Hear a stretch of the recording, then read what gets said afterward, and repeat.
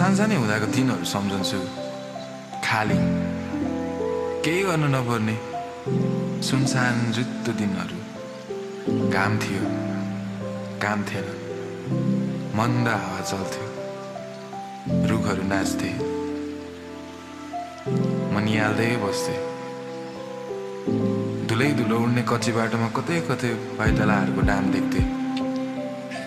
बाटो नसिद्धिन्जेल उनीहरूलाई जाँदै गरेको हेर्थे। तिरबिराउने आकाश, बिग्रेको घडी, हवाईजहाजको हल्ला, मधुर सुमधुर सङ्गीत। मैले सुन्ने दिउँसोहरूको आवाज सुनेको छु, पानकिराहरूसित उडेको छु, हरियो मुलायम घाँसको काखमा निदाएको छु।